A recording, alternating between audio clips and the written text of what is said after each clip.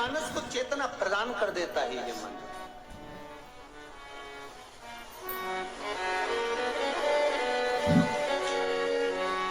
नंदी उठा, शिव जी को देखा, आज भोलेनाथ जी मेरी पीठ पे बैठने की जगह मेरे गले से लगे हुए हैं। नंदी ने पूछ लिया, प्रभु क्या बात है, आज आप मेरे गले लगे हो? शंकर भगवान ने कहा, नंदी आज तूने सिद्ध कर दिया कि शिव का गण कैसा होता है। आज तूने सिद्ध कर दिया कि शंकर का गण कैसा होता है। शंकर का गण, शंकर का भक्त, शंकर की उपासना करने वाला कभी किसी को कष्ट में नहीं देख सकता। ये तूने सिद्ध कर दिया। मेरी बूंदें विष की नीचे गिरी और तूने जिह्वा से पोंछ दिया। शिव जी के शब्द सुने तो नंदी ने कहा, प्रभु सांप बिच्छू इस बूंद को ग्रहण कर लिए थे, वो जहरीले हो चले थे। मैंने विचार करा ऋषिवर आ रहे हैं, गुरुवर आ रहे हैं, वो भी पड़ा हुआ दिखेंगे तो कुछ पा लेंगे, पाएंगे, संसार विषैला हो जाएगा भगवान, इसलिए मैं उसको चाट गया। शिव जी ने वर प्रदान कर दिया, नंदी मैं तुझे वर देता हूं, संपूर्ण विश्व के कल्याण के लिए तूने विष, जैसा मैंने पिया संपूर्ण विश्व के कल्याण के लिए विष, उसी तरह तूने भी संपूर्ण विश्व के कल्याण के लिए विष धारण करा है। जहां शंकर रहेगा वहां तू रहेगा। और सुन नंदी, संसार में जिसके दरवाजे पर तू लेकर जाएगा, ये शंभू वहां उतर कर उसका कल्याण कर कर आएगा। ये शंभू शिव कह रहे हैं। इसलिए निवेदन है, कई लोगों ने कहा, गुरुजी आपने सोमवार के अष्टमी के दिन नंदी के सामने मूंग क्यों चढ़वाई 31 दाना? तो उसका वर्णन शास्त्र आनंद में कर रहा है साहब।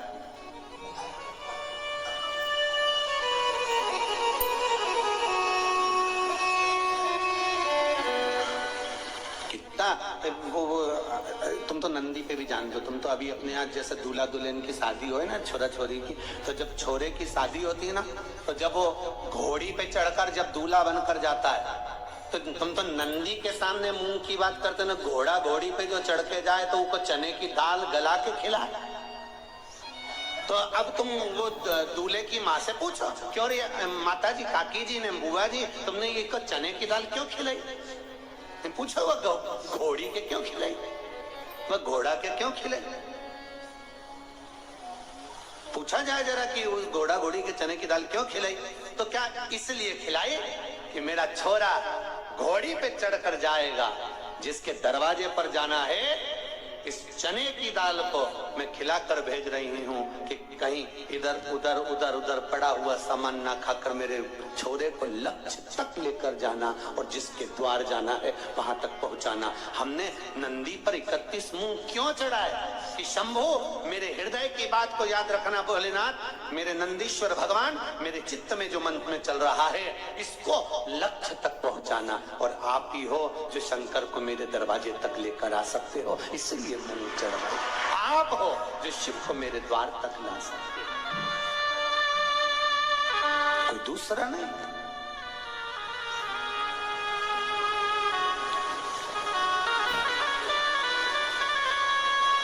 नंदी को गले से लगा दिया। कितना फलित, कितना आनंदित होंगे। इसलिए शायद शिव महापुराण की कथा कहती है, शंकर का अनुमोदन करता है, शिव महापुराण वर्णन करती है, स्कंद पुराण में शंकर का पावन चरित्र कहता है। स्वयं भगवान शिव की लीला करती है कि एक बार रावण लंकाधिपति कुबेर को जीत कर आ रहा था, और रावण लंकाधिपति जब कुबेर को जीत कर आ रहा था, तभी बीच मार्ग में भगवान नंदीश्वर दिख गए, कैलाश पर गए, और नंदी को देखा तो हंस दिए। नंदी को देखकर हंस रहे कि बताओ, नंदी का मुख देखो, शरीर मनुष्य का है और मुख बेल का लगा हुआ है। अरे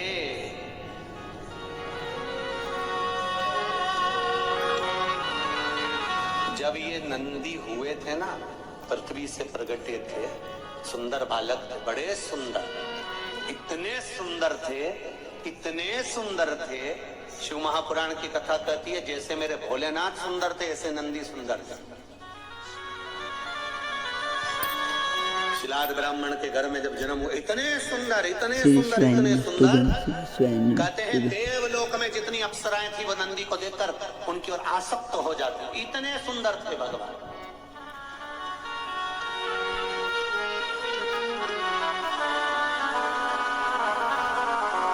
अब लोग कहते हैं ये गणों ने कोई सी पुस्तक लिखी है क्या? हमारे यहाँ तो पढ़े लिखे लोग पुस्तक लिखते हैं, और शंकर भगवान के गण कोई पुस्तक लिख सकते हैं क्या? श्री स्वामी कोई आंखों से 4, कोई मुंडा से 5, कोई 6, कोई का पाँव नहीं, कोई का हाथ नहीं, कोई का पेट नहीं, कोई की छाती नहीं, ये कोई पुस्तक लिख सकते हैं? हाँ, शंकर भगवान के गण नंदी ने एक पुस्तक लिखी जिसका नाम था कामशास्त्र। श्री स्वामी श्री स्वामी उन्होंने भी लिख दिया, एक शास्त्र लिख कर दे दिया।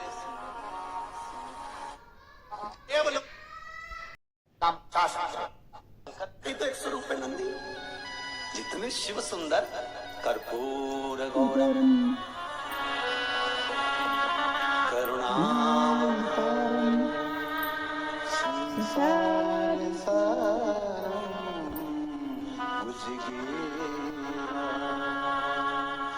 सदा संतम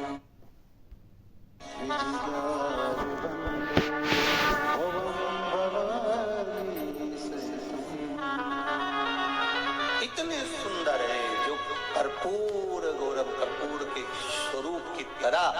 नंदी भी इतने सुंदर, मेरा शंभू भी इतने सुंदर, मेरा विश्वनाथ, मेरा महाकाल राजा, मेरा कैलाशी, मेरा कुबेर भंडारी, मेरा कुबेरेश्वर महादेव इतना सुंदर।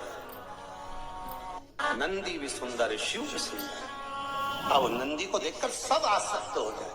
तो नंदी ने विचार करा कि अगर मैं इतना सुंदर रह गया और शंकर जी की सेवा में रहा और लोग शिव जी के दर्शन करने आए, शिव के धाम में पहुंचे और मुझसे मिले, ये अच्छी बात थी ना। उन्होंने शंकर जी से कहा, भोलेनाथ, शिव जी ने कहा, मांग तुझे क्या चाहिए? प्रभु प्रभु, हाँ, मेरा चेहरा पशु का कर दो, बेल का कर दो, वृषभ का कर दो। शिव जी ने कहा, इतने सुंदर नंदी का चेहरा अगर मैं वृषभ का बनाऊंगा अच्छा लगेगा? नंदी कहने लगे, प्रभु आप तो मेरा चेहरा वृषभ का कर दीजिए, बेल का कर दीजिए। शिव जी ने कर दिया, ठीक है। जितने गण तुमको पीछे फोटो में दिख रहा है, जितने, एक भी सही साथ दिखाने का दिख रहा है?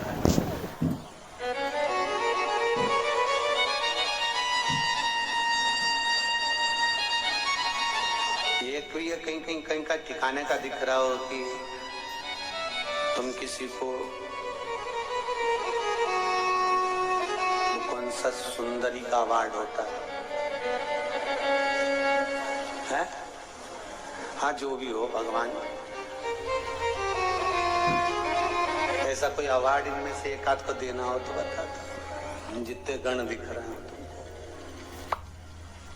शिव जी के गणों में कोई तो अच्छा सुंदर सब है, सब सुंदर है। तो कैसे कह सकते हो कि सब सुंदर है?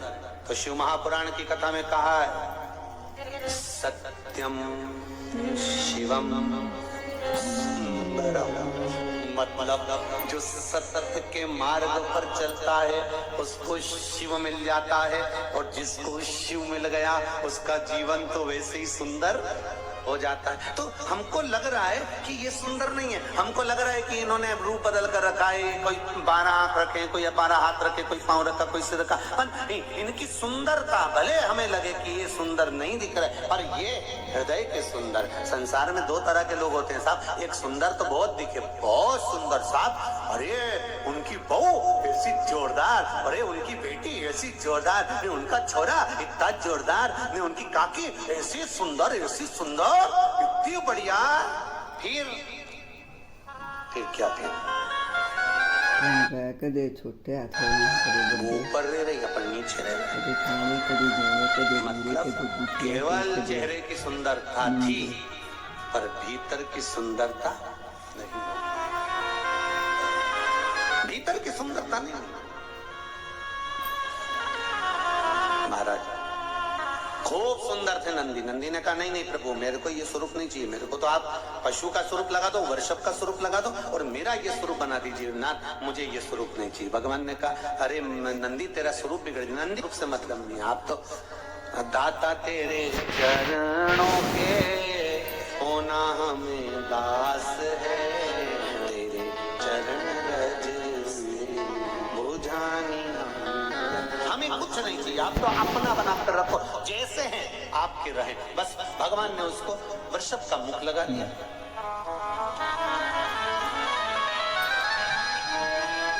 नंदी का मुख, बैल का मुख लगा दिया। महाराज सामने से लंकाधिपति रावण आ रहे थे, तो कहां से आ रहे थे? कुबेर को जीत कर। अब कुबेर पर आक्रमण कर कर, कुबेर पर विजय प्राप्त कर कर कुबेर को जीत कर आ रहे थे, तो इनके भीतर अहंकार आ गया। लंकाधिपति रावण के भीतर अभिमान। जब कोई जीत कर आता है ना कुछ जीत कर आए, भले चाहे तुम चुनाव जीत कर आओ, चाहे पद जीत कर आओ, चाहे कोई वस्तु जीत कर लाओ, चाहे कोई सामग्री जीत कर लाओ, चाहे तुम कुछ भी। एक वो साधारण सा पहले होता था ना, वो ऐसे तखत पे पाउडर का डब्बा रख देते, साबुन धर देते, ऐसा एक आध दो सामान और धर देते, सरफ की थैली, और ऐसा उसमें रिंग रहता, ऐसा फेंकते। उसमें अगर रिंग आ गया तो सामान जम के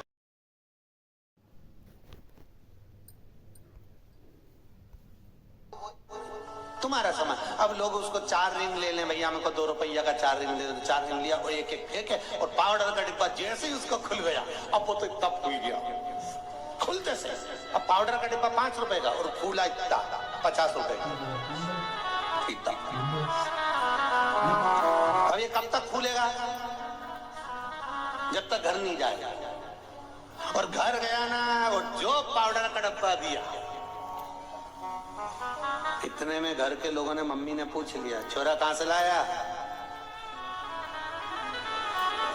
फिर तनी किया वे तो छोरा कहां। तुम देखना जो दूल्हा होन घोड़ी पे जाए ना, ये वैसे घोड़ी पे बैठा बैठा यूं हो जाएगा, फिर जैसे इनकी कोई निछावर करने आए 10 रुपए से तो यूं छोटा है, फिर यूं, फिर निछावर करे सो तो यूं। तो ये छोरा कहां से लाया? फिर तनी गया तो 10 रुपए का। वो तो मैंने रिंग फेंका, कितना लोग लगा था, एक के भी नहीं आए ना, हमारे पाउडर का डिब्बा ही नहीं गया।